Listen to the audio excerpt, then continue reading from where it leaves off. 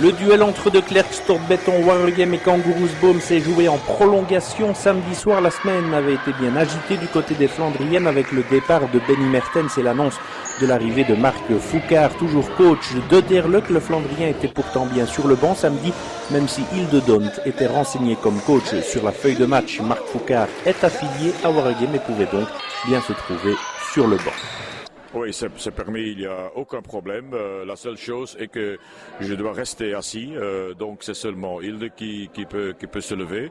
Et pour le reste, il n'y a aucun problème. Je peux parler avec les joueuses et pas parler avec les arbitres. Ouais. Du côté de Kangaroosboom, la semaine avait aussi été marquée par l'accident d'Antonia Delard, victime d'une déchirure des ligaments croisés du genou gauche à l'entraînement jeudi. Et l'on aura aussi vite compris que Kangaroosboom n'était pas vraiment dans son meilleur jour pour cette deuxième manche des demi-finales de play-off. Les Anversoises vont en effet rater de nombreux paniers faciles sous l'anneau des lay-up et quelques lancers francs de façon assez inhabituelle. De Klerk, Stortbetton, Waregem allait en profiter avec Julie Van Loo, d'abord auteur de 20 points samedi soir. Elle ouvrira son compteur pour répondre au lancer d'ouverture de Janelle Beckering et faire 5-1 ensuite à longue distance.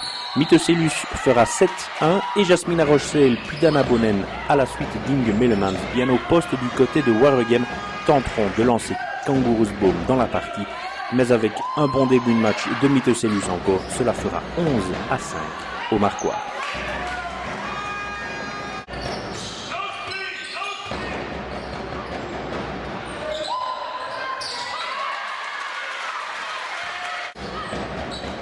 Sophie Hendricks puis Yasmina Rossel encore finiront par revenir à 12-11 en ce début de partie.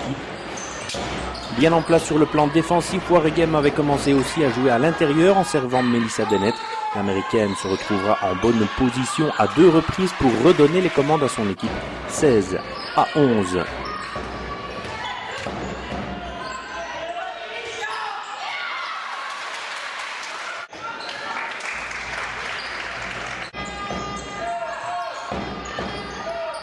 Sophie Hendrick puis bombe de Vreni Van Drilt ensuite permettait à Kangaroosboom d'égaliser à la 10e 16 partout. C'était le score après le premier quart-temps. Si Kangaroosboom n'était pas dans son meilleur jour, les Anversois se montraient pourtant patientes et faisaient encore 16-18 sur 2 lancers de sa canadienne. Mais Waregem allait planter un 10-0 en 3 minutes qui allait orienter la suite de la partie. Mitteselus d'abord, Yana Raman ensuite et surtout 2 bombes coup sur coup de Inge Mellemans offraient un avantage à Waregem avec ses 2 paniers à 3 points. Waregem menait en effet 26-18 et allait rester devant jusqu'à 5 minutes de la fin du temps réglementaire.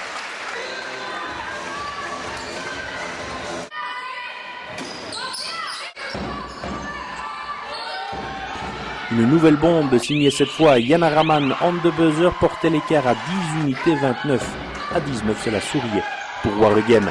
Melissa Dennett encore à 2 reprises avec entre les deux une bombe de Sophie Hendricks pour compenser du côté de Kangaroosboom et l'américaine de Waregem faisait 33-22 au Marquois, 11 points d'avance.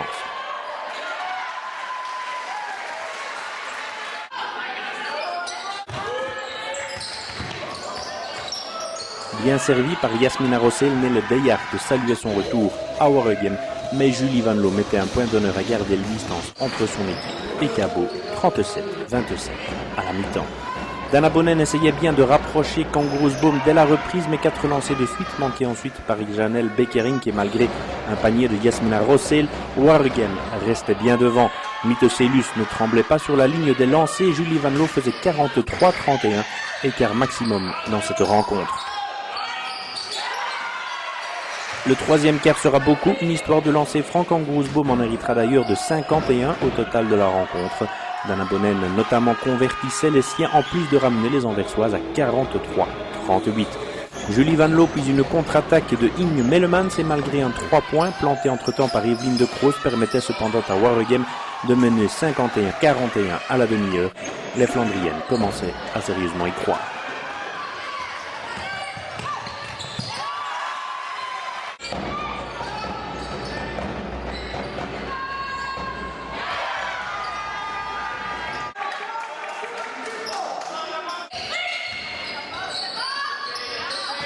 Auteur d'un double-double au bout du compte, Sophie Hendricks ramenait une fois encore Cabot à 51-44 à l'entame de ce que l'on croyait être la dernière ligne droite.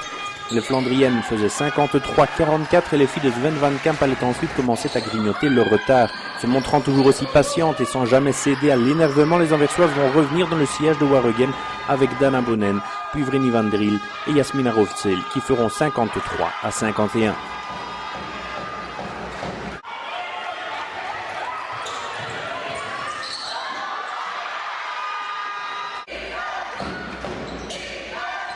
Julie Van Loo inscrira déjà le deuxième des 4 paniers de plein jeu de Waregem dans ce 4e quart-temps pour faire 55-51.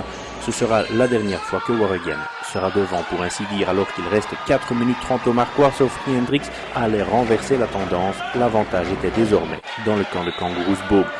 D'autant que Mite Sebus puis Melissa Dennett avaient dû quitter le jeu à Waregem, minés par les fautes.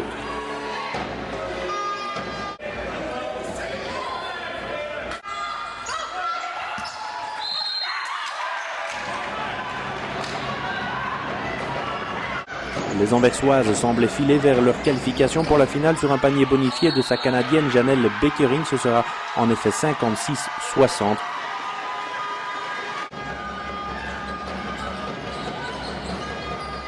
Le sursaut d'orgueil de Waregem allait pourtant être spectaculaire. Julie Van Loo, d'abord à longue distance, faisait 59-60 à 33 secondes du terme.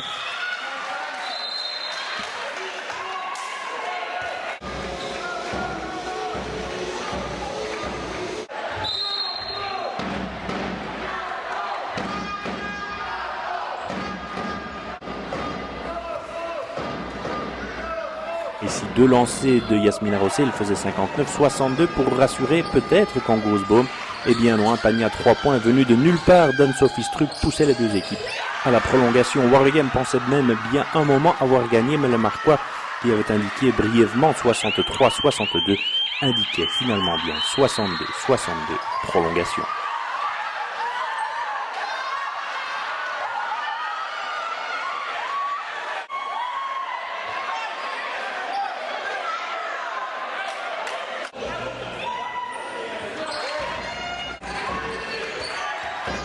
On était parti donc pour 5 minutes de jeu supplémentaire. Kangaroos Boom se ressaisissait aussi vite, même si Yana Raman faisait très brièvement 64-63 pour Waregem avant de devoir, elle aussi, sortir pour 5 fautes.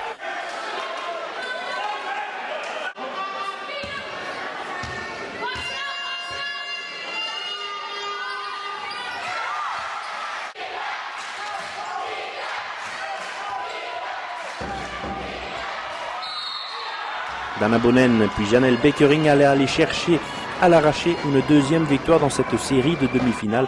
À 67-70 au petit jeu des lancers francs, Jasmina Rovtsel, loin derrière la ligne de 3 points, assommait définitivement Waregem et la partie. La championne de Belgique avec Ypres l'an dernier faisait en effet 67-73 et Kangaroos Boom assurait ensuite au lancer pour fixer les chiffres définitifs à 71-77. Waregem n'avait pas su se surpasser dans le money time, ne trouvant pas la parade, au contraire de Kangaroos Boom qui est toujours resté bien calme et bien organisé. Ja, bij ons is dat heel belangrijk om ons teamspel samen te houden. Ik denk dat wij vooral onze balmovement, echt die bal laten gaan en dat is echt zo'n voordeel geweest. Ons kalm houden en dan die easy shots pakken en dat was ons doel. Même en prolongation aussi, on encaisse un 3 points venu de nulle part. C'est pas toujours facile de reprendre 5 minutes. Nee, dat is waar, maar ik denk dat wij ook om die verlengingen in de wacht te slepen en dan die 5 minuten extra, dat is gewoon verder spelen op het momentum dat je hebt. Dus ik denk dat dat zeer belangrijk was voor ons. Qu'est-ce qui vous a gêné à Waregem? Vous avez manqué pas mal de choses faciles. Est-ce que c'est Waregem qui vous a gêné au niveau de sa défense? Oui, tout à fait. Pour une partie, c'est sûrement ça. Mais je pense qu'aussi c'était un peu les nerfs aujourd'hui avec notre équipe. Ok, j'étais un tout petit peu surpris. Mais quand même, avec tout ce qui est passé cette semaine, c'est toujours dur pour une équipe pour porter ça. Donc voilà, peut-être ça a joué, je ne sais pas. Mais évidemment, on n'a pas vraiment vu le grand Cabot aujourd'hui. Ça, c'est juste mais. Et ça, c'est super important. Les 6-7 dernières minutes du temps régulier et les prolongations, on a vu le grand boom et on a, à mon avis, bien mérité le match. On a eu overtime et il y avait beaucoup d'énergie, de volonté dans l'équipe. Mais si on regarde bien les stats, c'est vraiment difficile. On avait un grand problème au niveau des fautes. On n'a pas bien géré ça. Presque le double des fautes de Boom. Vraiment le double au niveau des lancers francs, donc 51 et un lancer franc pour Boom et 25 pour Waregem. Ok, pour nous,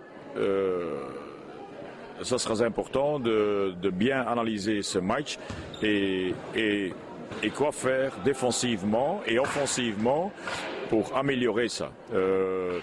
Donc ça va nous donner une bonne leçon. Le positif par rapport au match à Boom, parce que j'ai vu le match et que on a bien stoppé le repli, la transition offensive de Boom. Donc ça a été très positif, il y avait beaucoup d'énergie, il y avait un bon esprit d'équipe, mais il y a encore beaucoup de travail. Oui. Qu'est-ce que vous avez dit à la fin à vos joueuses? Ça a été déjà la préparation pour la Coupe. J'ai dit c'était un bon match. On a appris beaucoup de choses. On a parlé mais il faut automatiser encore certaines choses. Cette semaine, on a eu 4 entraînements. J'ai changé quelques détails et un petit système, mais pas plus parce que c'est playoff time. Ça veut dire la fin de la saison. Ça veut dire plutôt une intensité beaucoup plus haute et les détails. Donc dans les 15 jours qui restent encore avant la Coupe, on va bien travailler au niveau de ça.